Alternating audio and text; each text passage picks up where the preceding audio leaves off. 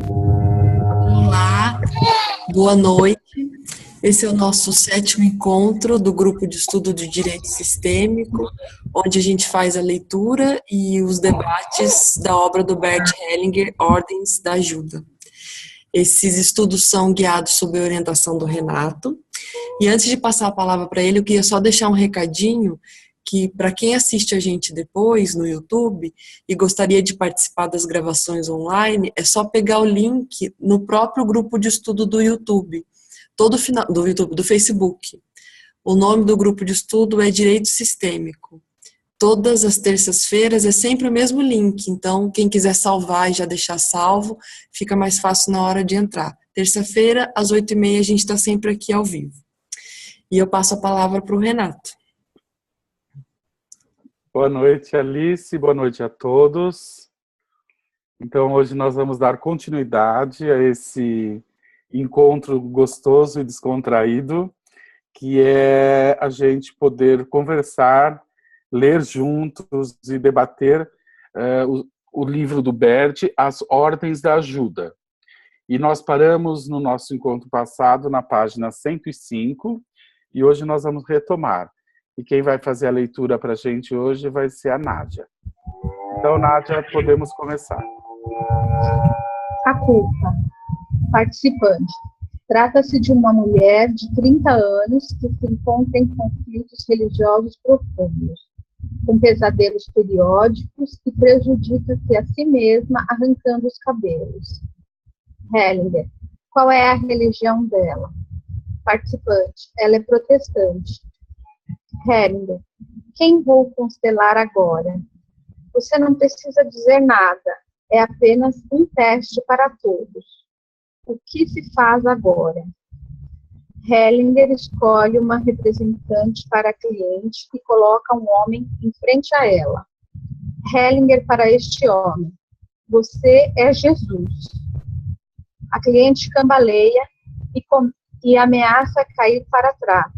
Recua enquanto Jesus abre os braços num gesto convidativo.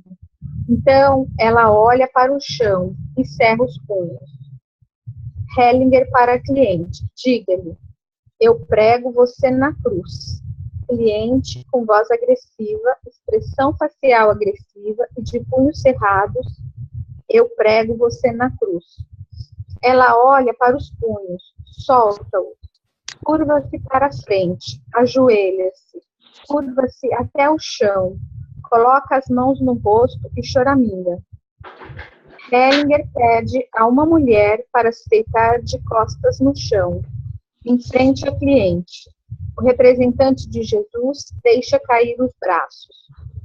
A cliente direita-se e senta-se sobre os calcanhares, respira fundo, curva-se até o chão e soluça alto. Hellinger pede ao representante de Jesus para se sentar. Hellinger para participante. Está claro para você? Participante. Não. Hellinger. A morta é uma criança. Participante. A irmã. Hellinger. Não sei. O que você disse foi uma interpretação. Seja prudente. Ela sente-se, na verdade, culpada. Acho que posso deixar assim, tá bem? Participante. Obrigado. Hellinger para o participante. Quando vemos algo assim, temos a necessidade de fixá-lo em algum lugar. Mas assim não estamos em conexão. Isso vem da cabeça. Deve-se deixar assim, como se mostra. Aqui foi bem claro que a cliente tinha uma energia mortífera e sente-se culpada. Você não precisa saber mais do que isso. Talvez também não precisa pesquisar. Então, será uma energia totalmente diferente quando encontrá-la. O outro modo de constelar. Participante do grupo. Tem uma pergunta em relação ao método com o qual você trabalha agora. Chamou a minha atenção que você começou hoje todas as constelações com 2 pessoas. Você as escolheu e as posicionou uma em frente à outra. É porque o cliente não está aqui hoje ou você trabalha agora dessa forma? Também quando o cliente está presente. É porque hoje o curso é de supervisão ou você trabalha agora sempre assim? Hellinger, eu trabalho sempre assim. Participante, você poderia ainda dizer algo sobre como se originou essa mudança? Que você agora não constela mais cada pessoa? Que não depende mais tanto de que o campo seja reproduzido, como entendi até agora, mas que a energia se mostra, embora você praticamente só escolha duas pessoas. Hellinger, no decorrer do tempo, ficou claro que os representantes recebem algo imediatamente e, de fato, para muito além do que podemos imaginar como teoria ou hipótese.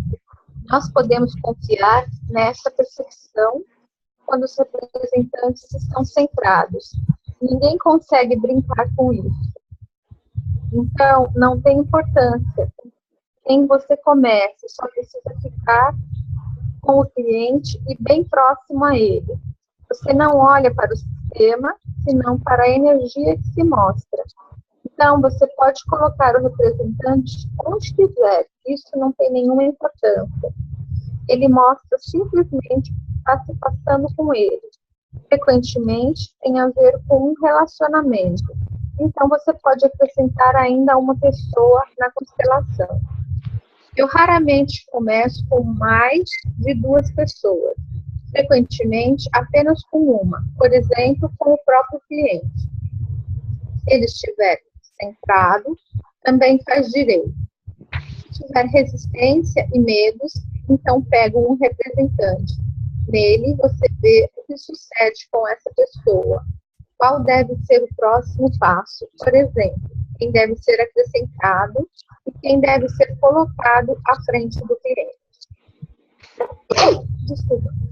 Isso aqui não é, portanto, uma constelação familiar que representa um sistema, mas mostra as energias que fluem de um para o outro.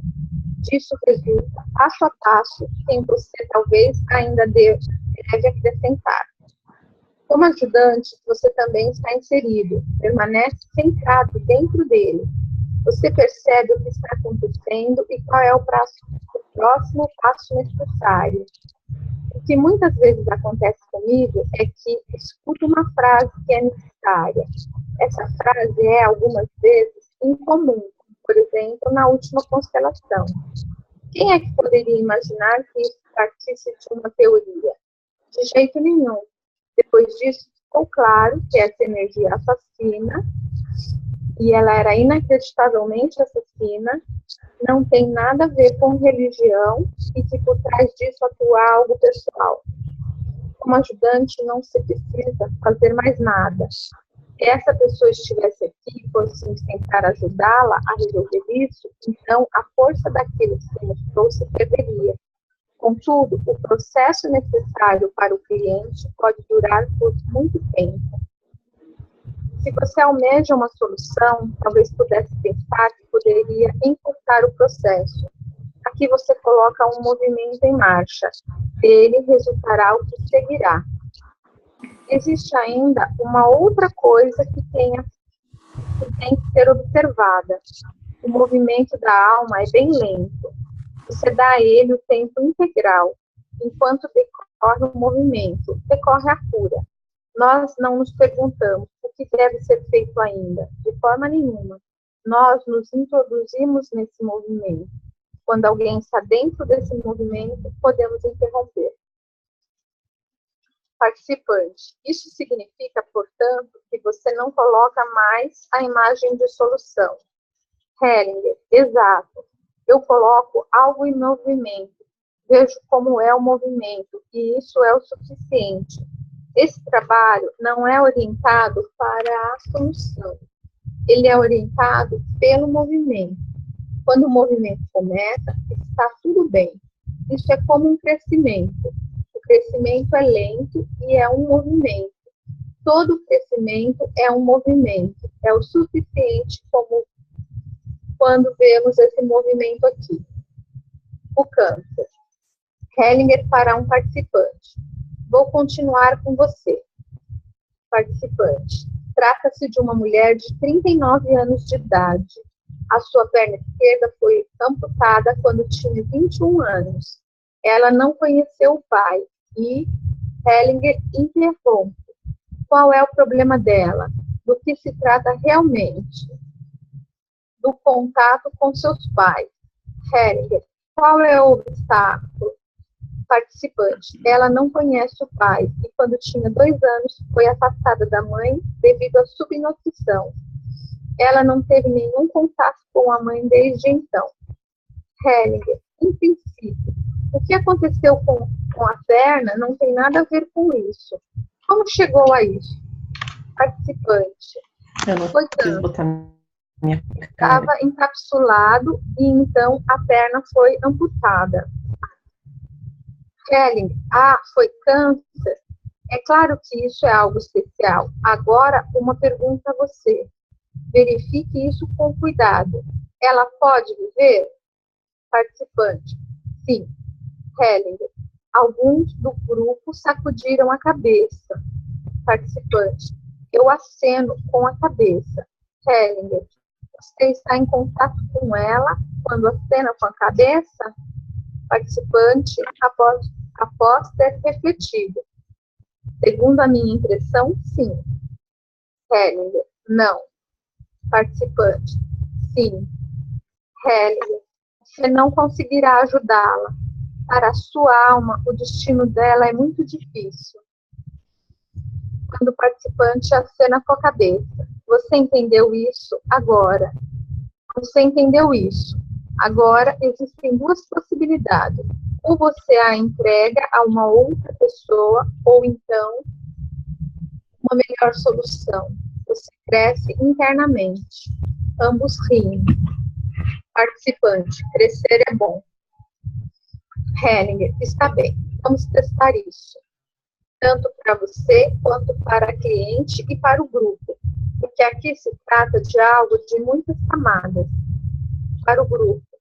Com que pessoas começo? Onde estaria a maior força?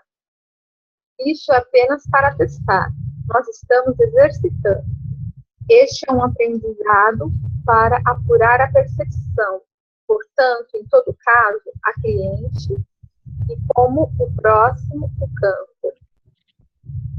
Para o participante, o câncer é o próximo e o mais perigoso. O outro não tem importância quando o câncer tem a sua vez. O que o outro ainda deve fazer? Participante, é verdade. Hellinger para o grupo. Por isso se procura. Qual é o mais difícil? Para a participante. Muitas vezes não queremos olhar para isso. Então, nos dirigimos para algo diferente. Para o pai ou para a mãe e tudo mais possível. A questão é se você está preparado para ver o câncer. Isso seria para ela uma ajuda. Participante acena com a cabeça.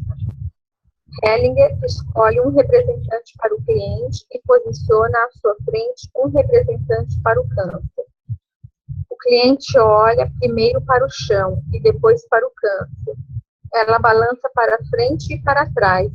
Depois de um certo tempo, Hellinger escolhe uma mulher e a posiciona na constelação. Hellinger para essa mulher. Você é a morte. A morte estende os braços de modo convidativo e dirige-se lentamente para a frente. O câncer vira-se para a morte. A cliente dá alguns passos pequenos em direção à morte. Hellinger, depois de um certo tempo, para o participante. Quando você olha para isso, qual seria o seu lugar? Participante. Com ela.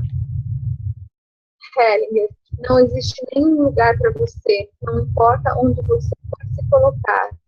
Participante. Agora vejo isso também.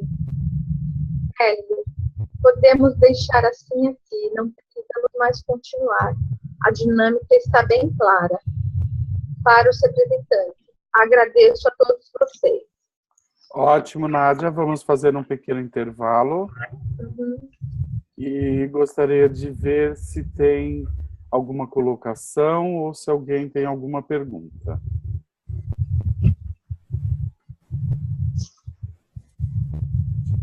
chat aqui não tem nenhuma pergunta, não. Ok, e pelo que eu estou vendo também não tem ninguém levantando a mão, né? Não. Eu tenho uma pergunta. Quem Alice. é? Alice. Alice? Ok, Isso. pode fazer, Alice. Quando a moça tá, os representantes estão olhando para a morte, porque eu não entendi o porquê que o ajudante não tem nenhum lugar para poder ajudar essa moça. Porque diante dessa situação, não tem nada para ser feito. Né? Não tem nada para ser feito. Ela está caminhando em direção à morte. E diante disso, o que o terapeuta vai fazer? Vai tentar tirar ela disso? Isso não seria uma boa solução, né? Fazer isso seria se opor a esse movimento, ou acreditar que essa pessoa não deveria morrer, por exemplo. Então, quando o terapeuta se depara diante disso, ele não tem o que fazer, a não ser expor isso à pessoa e se retirar.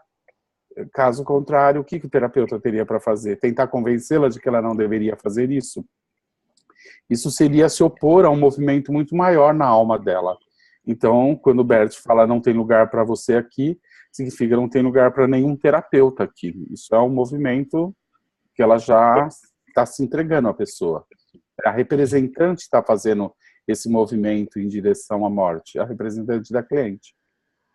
Sim, mas quando extirpou a perna, ela não se livrou desse movimento de morte, igual ela continuou no movimento de morte, é isso?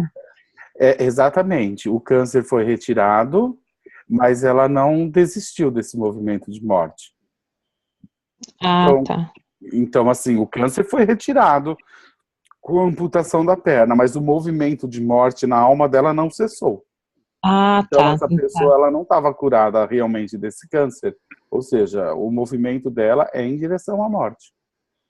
Tanto o câncer caminhava em direção à morte, quanto a representante da cliente fazia pequenos passos em direção à morte.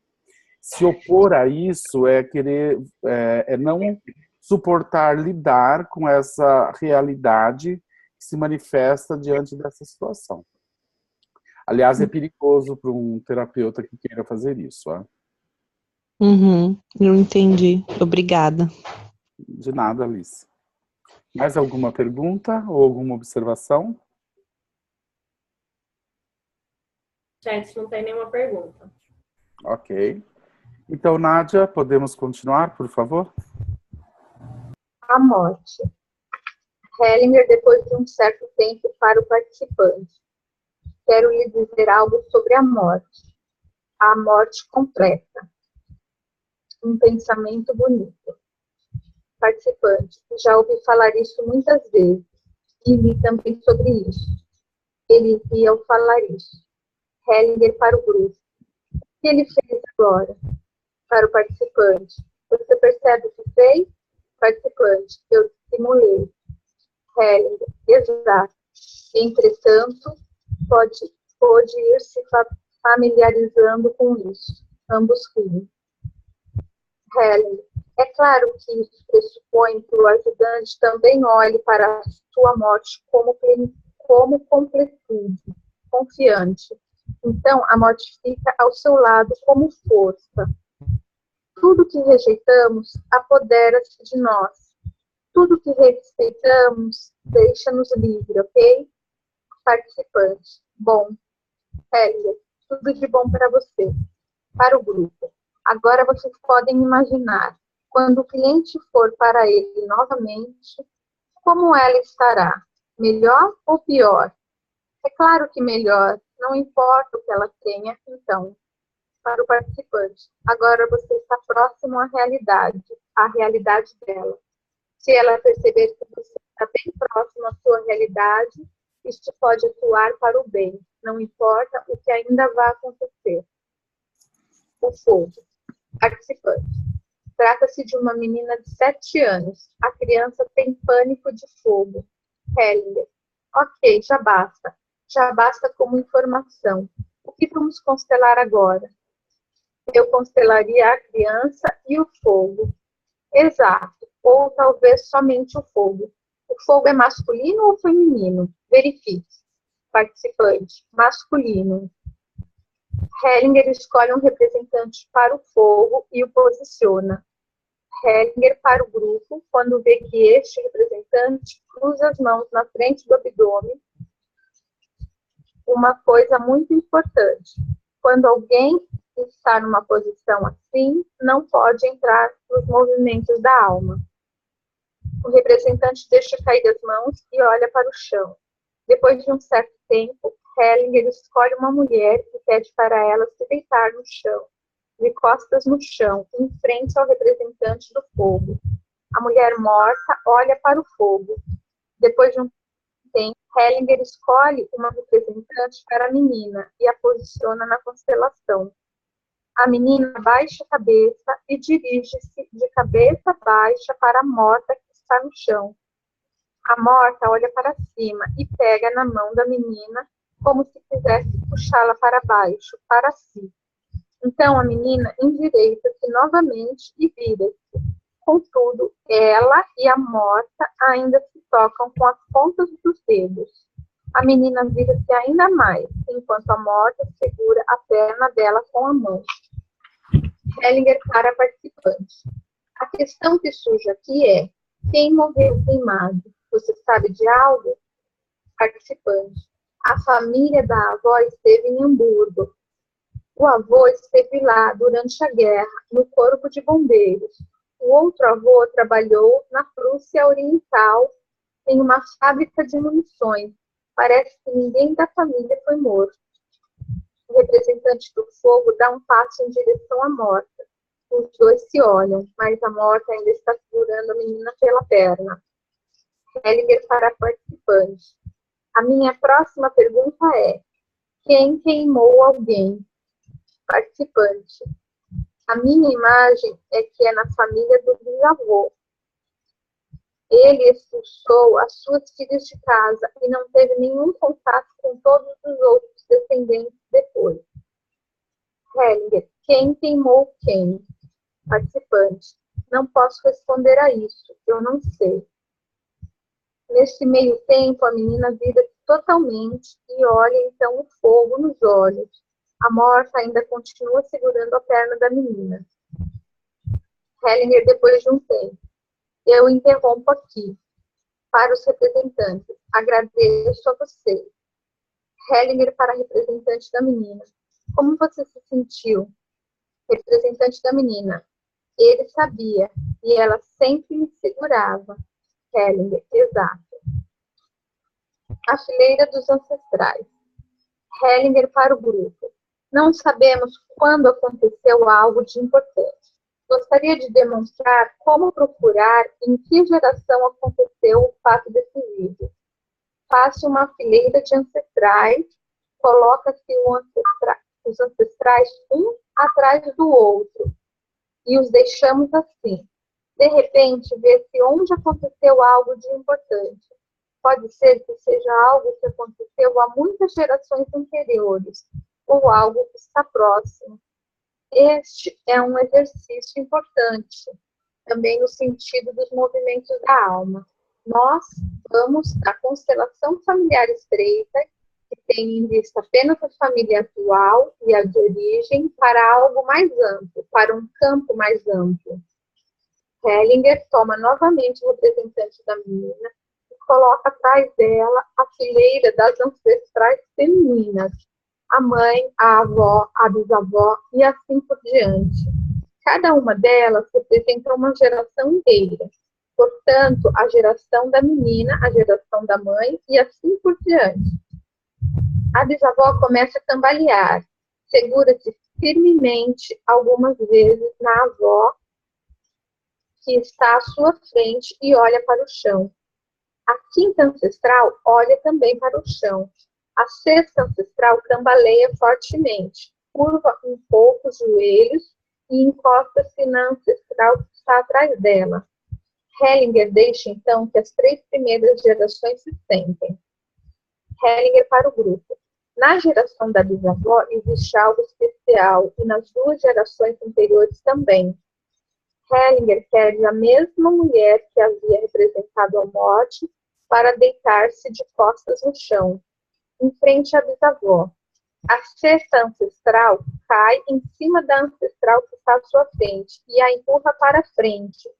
A bisavó, a quinta e a sexta ancestral se afastam da morta. Hellinger posiciona a representante da menina de modo que ela possa ver todas. Hellinger para a representante da menina.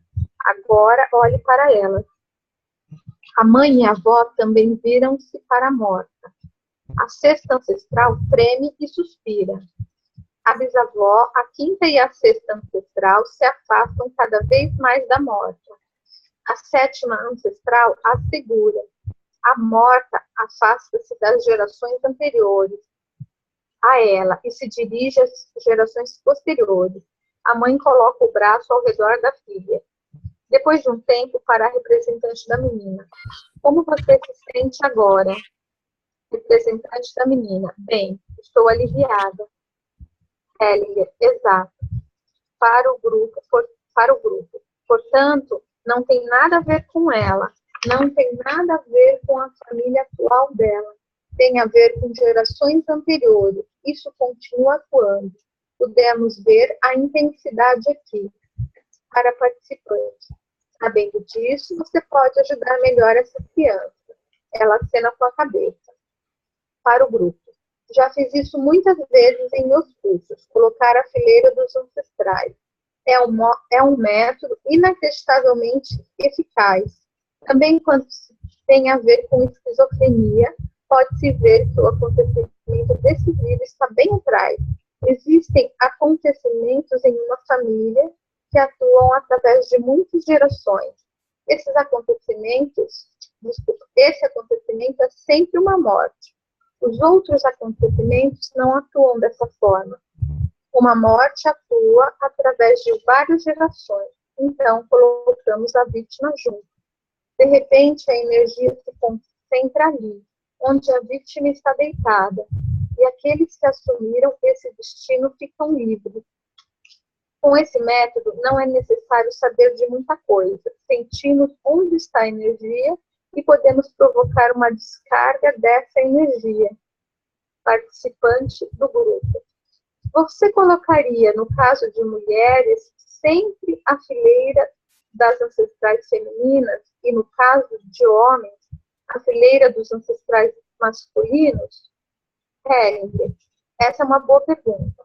No caso de meninas ou mulheres, pego mulheres para a fila dos ancestrais. E no caso de meninos ou homens, pego os homens para a fileira dos ancestrais. É uma imagem mais clara, embora não saibamos, neste caso aqui, quem eram os culpados. Se eram mulheres ou as mulheres ou os homens. A seriedade.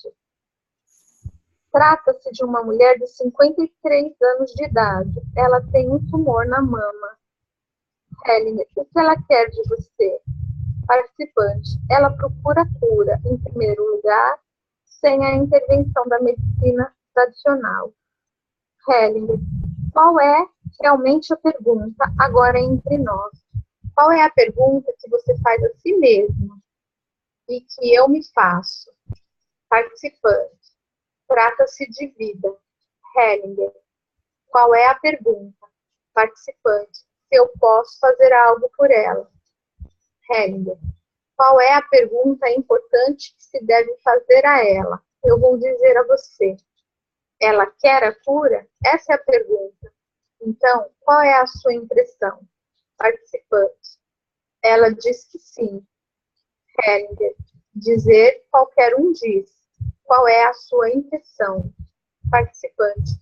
Minha impressão é de que a doença tem uma função para ela, que por alguma razão ela é importante para ela. Hellinger. A pergunta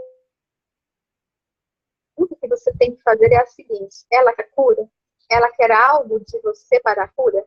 Ou ela usa você para não olhar para aquilo que ela realmente quer? Participante. A segunda. Hellinger. Exato. Agora estamos no assunto e na seriedade. Vamos verificar isso. Hellinger escolhe uma representante para a cliente e a posiciona. A cliente estica a cabeça um pouco para frente e respira profundamente. Hellinger para a participante. Quando olhamos para ela, vemos que ela está zangada. Ela está zangada com alguém. Você sabe com quem ela está zangada? Participante. Com seu marido. Hellinger. Não, isso vai bem mais fundo. Qual a impressão que ela dá? Qual é a idade dela? Participante. Ela é uma mulher bem idosa. Hellinger, olhe para a fisionomia dela. Participante. É a fisionomia de uma criança. Hellinger. A sensação que ela expressa é de quantos anos? Participante. 4. Hellinger. Uma mulher nunca ficaria nessa posição em frente ao seu marido. Vou posicionar a mãe, por cautela. Isso nunca faz mal. Hellinger escolhe uma representante para a mãe e a posiciona em frente à cliente. A cliente olha para o chão. A mãe dá um passo à frente. A cliente sacode a cabeça. Levanta lentamente a cabeça e olha para a mãe. A mãe estende as mãos em sua direção. A cliente sacode a cabeça de leve. Hellinger para a participante. Você viu o movimento dela em seu rosto? Participante. Sim. Hellinger. Você sabe o que isso significa? Isso significa um não para a cura. É vingança. Ela morre por vingança. É muito frequente em relação ao câncer. Coloque-se atrás da mãe. A cliente levanta a mão direita bem lentamente e a estende em direção à mãe. A mãe dá ainda um passo, de mãos abertas, em direção a ela. A cliente sacode levemente a cabeça. A mãe suspira e deixa cair os braços. A cliente também deixa cair a sua mão direita novamente.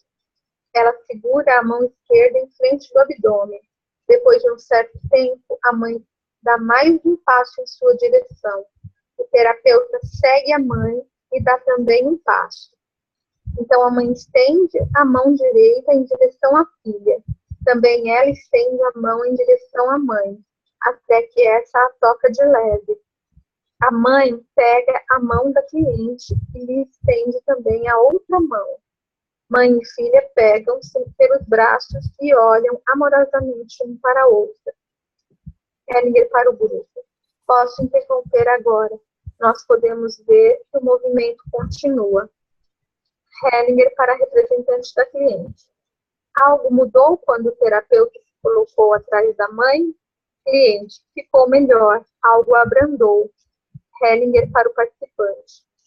O lugar certo para o terapeuta é atrás da mãe, não atrás da cliente. Isso seria terrível.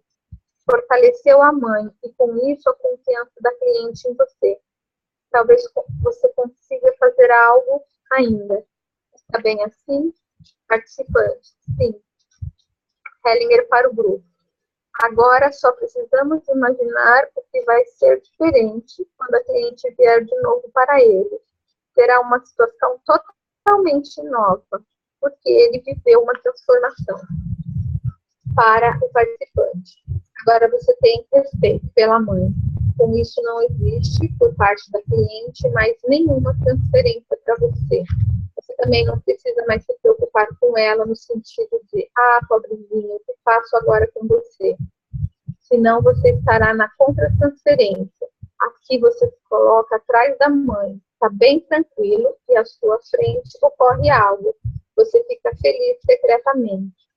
Essas são as grandes sensações de felicidade do ajudante, quando vê que algo ocorre como por si só, e que ele pode se recolher. Depois, ela está claramente separada dele. Não existe mais nenhuma relação. Ambos estão livres. Você e ela também. Essa é a vantagem desse tipo de procedimento. Supervisão para um casal que conduz juntos cursos de constelação constelações familiares. Hellinger para um casal de participantes. Vocês trabalham juntos? Mulher, sim. Hellinger, como isso funciona? Mulher, estamos praticando ainda. Algumas vezes o meu marido conduz a constelação. Algumas vezes eu conduzo. Ou quando um deles talvez não consegue ir adiante, o outro complementa. Hellinger, como fica o relacionamento de vocês depois que vocês conduziram um grupo? Melhor ou pior? Mulher, melhor. O homem também consente. Hellinger, vocês têm sorte. Ambos riem. Hellinger, por que digo isso? Muitas vezes, quando algo fica sem solução, o conflito continua entre os parceiros. Então, um deles assume a posição de um e o outro a posição do outro. Embora eles mesmos não tenham conflito, de repente vocês começam a discutir, ficam admirados e se perguntam por que estão brigando. Vocês conhecem isso? Maridos, já aconteceu isso uma vez. Hellinger, é preciso saber disso. Marido, mas isso foi um problema meu. Hellinger para o grupo, ele não é um marido amoroso? Risadas estrondosas entre os parceiros e no grupo. Hellinger para a mulher. Você também tem sorte com ele. Os parceiros sorriem um para o outro. O grupo também sorri. Hellinger, por que digo isso? É melhor trabalhar sozinho, pelo menos depois de um certo tempo. A mulher concorda e olha para o seu marido. Hellinger, qual deles confia mais no outro? Pode-se ver isso aqui. A mulher olha novamente para o marido. Hellinger, portanto, quem dos dois precisa estar mais junto do outro? E quem cresce mais se trabalham separados? É possível ver isso também. A mulher ri e olha novamente para o marido. Ambos sorriem e o grupo também. Hellinger para o casal. Acho que foi isso. Ambos sorriem. Hellinger para o grupo. Isso agora foi uma supervisão verdadeira. Tiraria algo se fosse trabalhar com o caso agora. Para o casal, está bem assim? Mulheres, sim. Hellinger. Bom. Ok, Nádia. Vamos fazer um pequeno intervalo. Vamos ver se existe alguma pergunta ou alguma observação.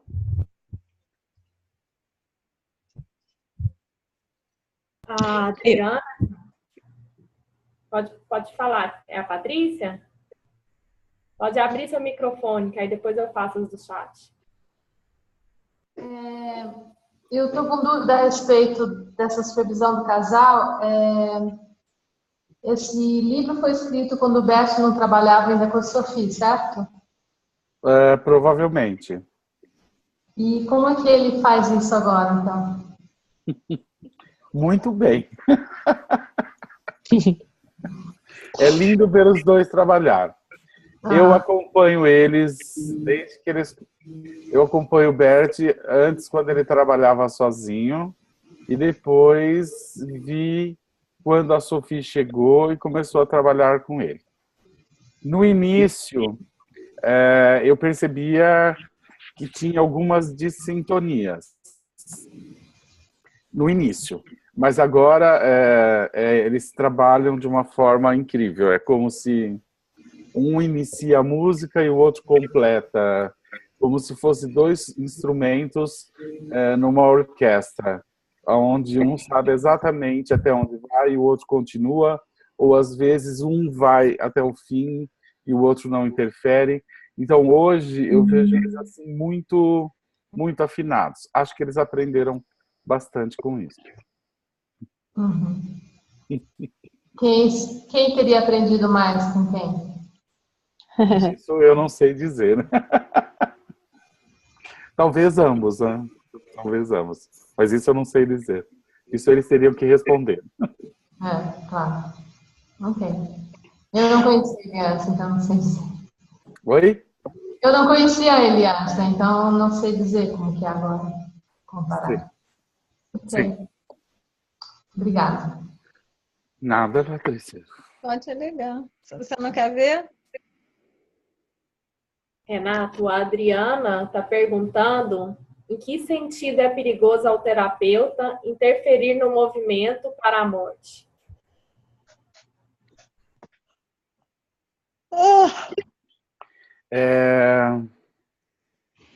Quando nós nos colocamos como salvador de uma pessoa, o terapeuta pode adoecer. Ou seja, quando o terapeuta se coloca contra um movimento profundo na alma do cliente, ele corre risco de adoecer. Ele traz para ele um peso e uma perturbação. Por quê? Porque se pôr diante de algo tão forte, querer controlar isso, é a mesma coisa que nós nos colocássemos diante de um vulcão e acreditássemos que nós temos força de impedir que esse vulcão entre em erupção. Então, aquele que ousa fazer isso, ele sai sempre chamuscado, no mínimo. Mas pode acontecer até algo pior. Então, é realmente perigoso quando a gente se coloca nessa posição de salvador,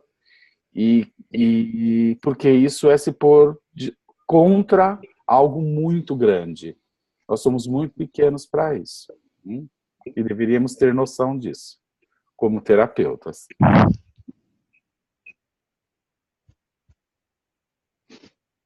Renato, a Rosa Maria, a Adriana agradeceu, e a Rosa Maria está perguntando: o que acontece quando um constelador se perde ao dirigir a constelação e deixa livre para os representantes realizarem os movimentos sem sua intervenção ou tentativa de harmonização?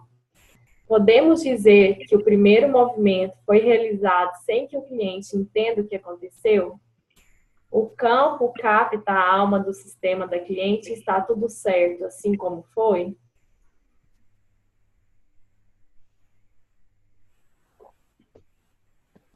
Eu não sei se eu entendi a pergunta.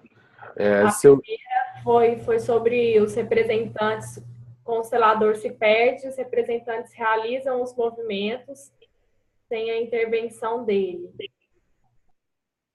Tá. Bom, são duas coisas diferentes. Os representantes, eles têm movimentos próprios e esses movimentos, eles são do campus. Então, os representantes fazerem esses movimentos livremente é um movimento natural da constelação. Por si só, isso não é uma questão. Então, assim, isso é a primeira parte da questão. Agora, se o representante ele se sente perdido, ele se sente sem condição de continuar o trabalho, ele deveria interromper o trabalho.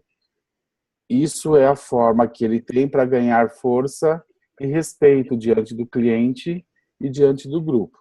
Então, não é um problema isso, e não é um problema ele interromper e dizer: eu não me sinto em condição de continuar isso. Isso traz a ele força, porque é um ato humilde e de muita coragem reconhecer que ele não pode prosseguir. Então, assim, é mais saudável, tanto para o grupo como para o cliente, que ele assuma humildemente a condição de que ele não tem como continuar. Se ele simplesmente está perdido e ele, por não querer assumir isso, deixa que os representantes continuam, o que vai acontecer nessa situação? Ele vai perder o respeito do grupo, dos representantes e principalmente do cliente. Ele vai sair totalmente enfraquecido dessa situação. Então, ele resgata a força dele quando ele interrompe. Quando ele interrompe, de forma humilde, reconhece que ele não pode continuar esse trabalho. Não sei se eu respondi todas as perguntas. Eu acho que você falou das três. Rosa, se tiver ficado alguma dúvida, escreve aqui pra gente. E a Nádia, ela disse que respondeu sim. Ela agradeceu. E a Nádia quer fazer uma pergunta. Quero. Okay. Renato, quando a gente interrompe uma constelação, assim como você está falando, Só que ainda fica aquela energia muito forte assim, do campo. Isso é ruim? Ou ela vai se dissipar sozinha depois? Às vezes, quando o campo está muito tenso, aí que acontece uma coisa assim, a gente para essa constelação. Essa energia, ela se dissipa sozinha depois e o movimento continua por si Sim. só? Sim, na maioria das vezes sim. Muitas vezes nós devemos parar o trabalho exatamente aonde a constelação tem mais força. E geralmente é naquela imagem dramática aonde o movimento aconteceu, onde ele tomou uma direção. E deixar a constelação aí com toda essa energia é algo muito forte. E isso acompanha a pessoa e o movimento continua. Então, via de regra, é nesse momento que nós devemos interromper uma constelação, onde a energia está mais forte, mais presente. E é claro que isso é sentido por todos, e depois, quando eu me recolho, me retiro, isso tende a se dissipar. Mas essa força continua. Se eu ultrapasso esse movimento, e se eu ultrapasso como terapeuta esse momento, onde a energia está mais forte, tudo que eu acrescento a partir disso, ou tudo que vem a partir disso, normalmente subtrai força do movimento que se iniciou e que apontou uma direção. Obrigada, Renata. De nada, Nádia. Obrigado você pela pergunta. Ó, no chat acabaram as... Ah, a Patrícia quer fazer outra pergunta. Levantou o dedinho. Claro, Patrícia. Desculpa, mas eu estou curiosa a respeito da possibilidade de um ajudante, de um terapeuta se adoecer.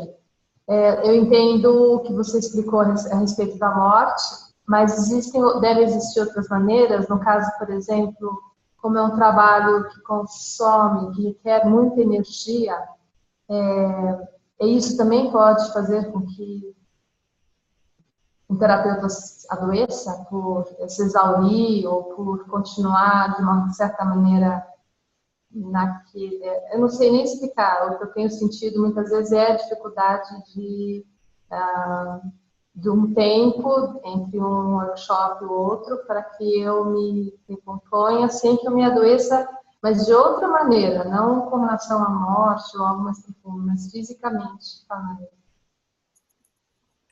Quando uma pessoa se desgasta muito nos trabalhos com constelação, significa que ela deve tomar cuidado com o que ela está fazendo. Nós não deveríamos nos desgastar num processo de constelação. Ou seja, nós deveríamos entrar centrado e sair dali centrado.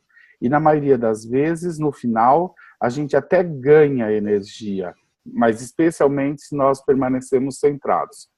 Quando uma pessoa ela fica muito desgastada depois de fazer a constelação, significa que ela está fazendo algo indevido ali.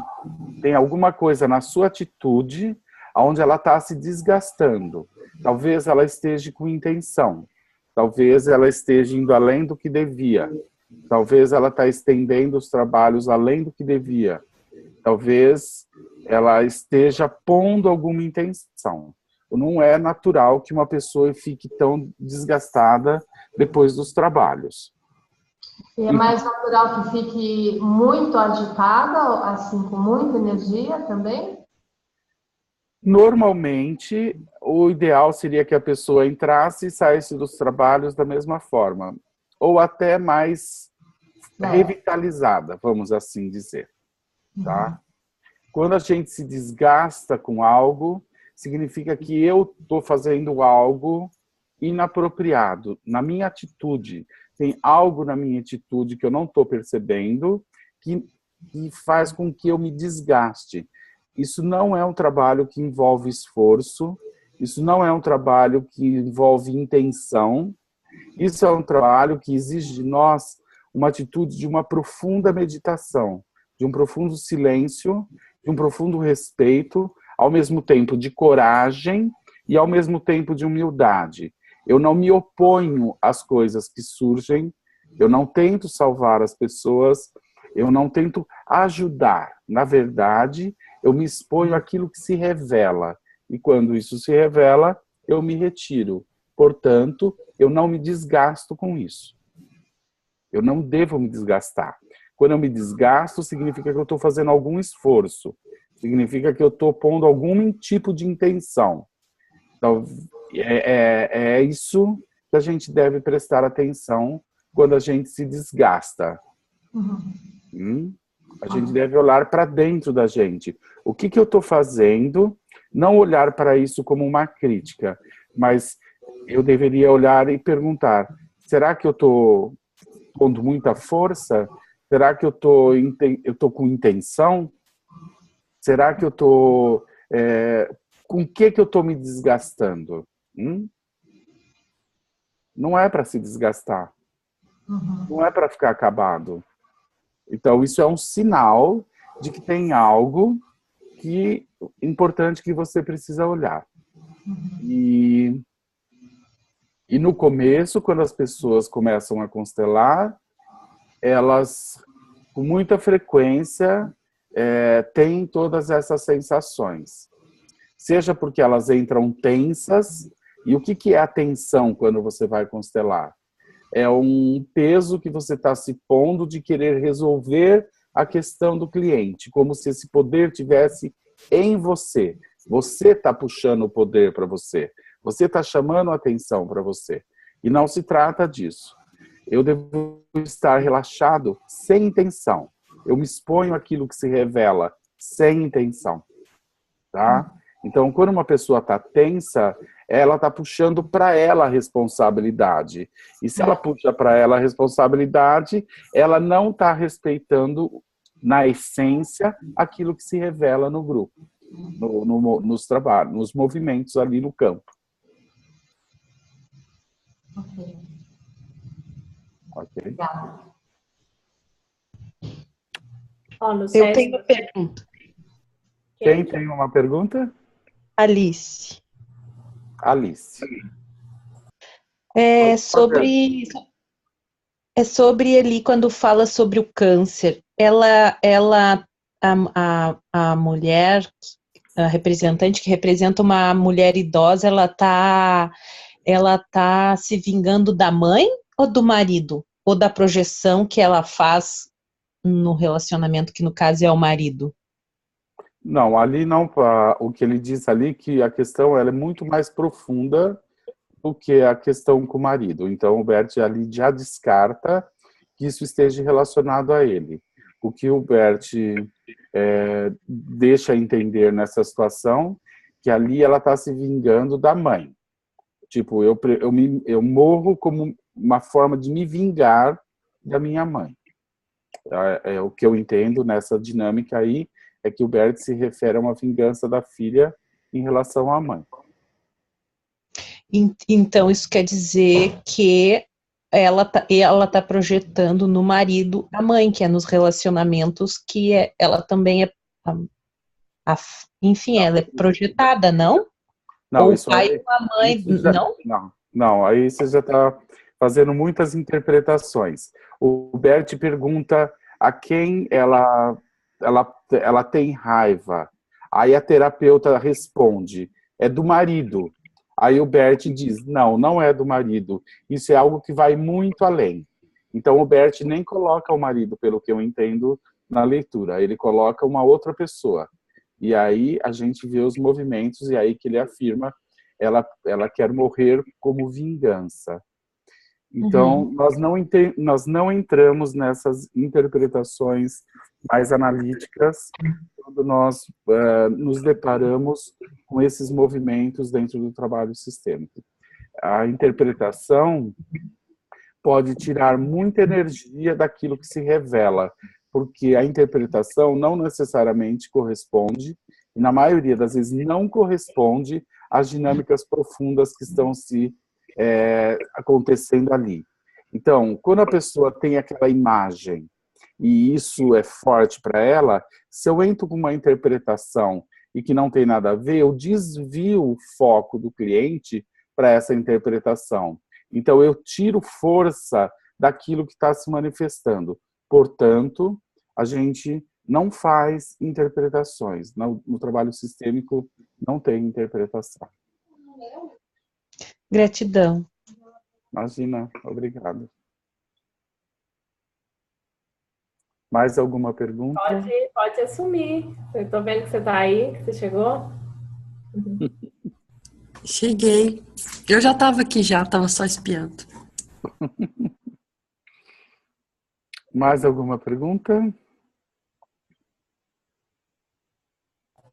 Não tem mais nenhuma pergunta, não. Bom, mas por outro lado, nós já estamos chegando no final. Nem adianta nós retomarmos. Deixa eu ver aqui onde nós paramos. Observação intermediária. Não tem sentido a gente agora prosseguir mais na leitura. Já estamos terminando o nosso tempo. Vamos dar mais algum espaço, ver se alguém tem mais algum comentário, observação ou mesmo perguntas, né? Ô, Renato, eu posso fazer um comentário? Claro. Você estava falando dessa parte da gente ficar cansada.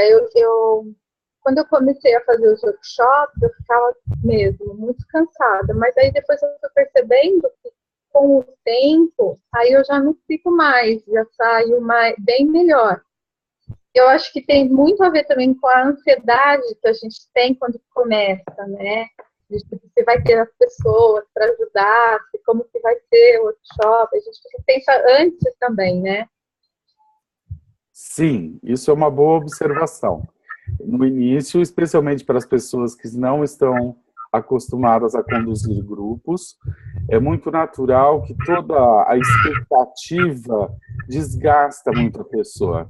A expectativa de que se vai ter representante, se não vai ter representante, quantas pessoas vão estar, não vão estar, sabe? Essa expectativa de que o trabalho aconteça, isso pode gerar bastante tensão. E quanto a isso, eu tenho uma dica. E a dica é a seguinte: que a gente confie que chegue a nós as pessoas que são certas para nós. Não importa quantas. Se chegar uma, aquela uma está certa. Se chegar 10, as 10 estão certas. Então, quando nós ficamos de acordo com aquilo que se manifesta, exatamente como se manifesta, aí nós não ficamos tensos. Nós estamos apenas ali disponível para algo maior. E para quem chegar. Quem chegar é bem-vindo. E se não chegar ninguém, está tudo certo. Eu deveria me alegrar também com isso. Deveria me alegrar porque, tá bom, ninguém está precisando de mim. Então eu estou livre e posso fazer outras coisas, né?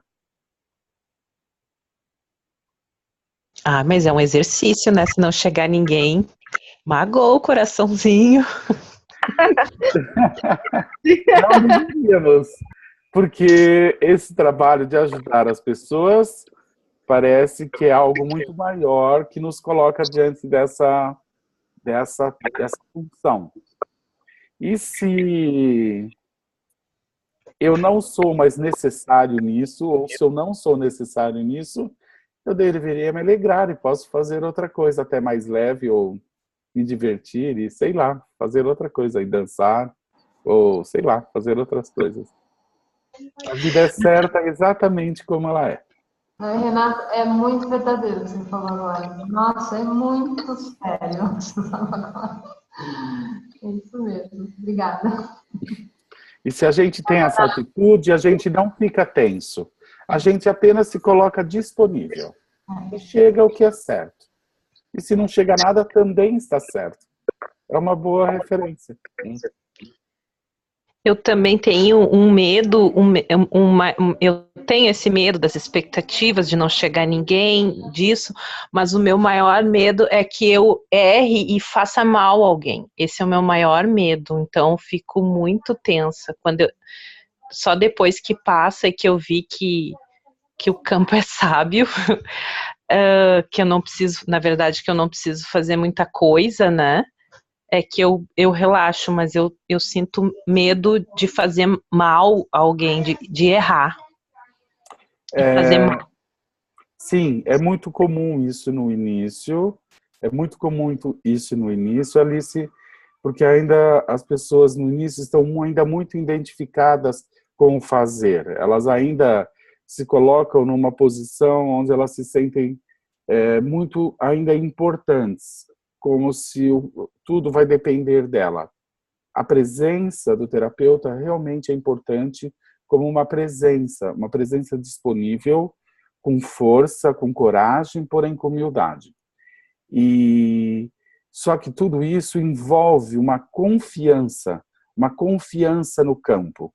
Confiança essa que normalmente quando as pessoas começam, elas ainda não têm toda essa confiança. Elas no início, elas querem estar mais seguras de si do que elas confiam no campo. À medida que elas vão caminhando, à medida que elas vão se expondo, elas vão aprendendo que não é importante ter confiança nela, é importante ter confiança no campo. E elas se mantêm humildes diante do campo. Só que no início você quer ter a segurança em você de que você vai controlar o campo. Não, é o contrário. Você confia no campo e se submete a ele. É uma atitude muito humilde, sem pretensão. É um exercício, é um exercício. Sim, é um exercício que movimenta, que pode nos trazer muito crescimento. É um exercício de humildade, um exercício de entrega e, acima de tudo, um exercício de confiança. No caminho, então, no caminho. É um caminho, é assim mesmo. Gratidão. Bom, eu acho que já estamos... Oi? A Sayonara fez só o comentário. Que lindo esse olhar. Minha alma levitou ao ouvir isso, porque já me senti assim, me senti um pouco culpada de sentir essa liberdade, essa leveza. Que lindo. E agora acabaram os questionamentos aqui no chat. Ok, então nós vamos começar a encerrar nosso encontro. Eu gostaria de agradecer a todos pelas perguntas, isso enriquece muito e nos dá a possibilidade de compartilhar e enriquece muito o trabalho. Gostaria de agradecer a Flávia de estar me ajudando, a Alice também, a Alice Satin aqui, e a Nádia por fazer a leitura. Muito obrigado a todos, eu devolvo a palavra à Alice. Boa noite a todos. Eu só tenho a agradecer também. Até terça-feira. Até.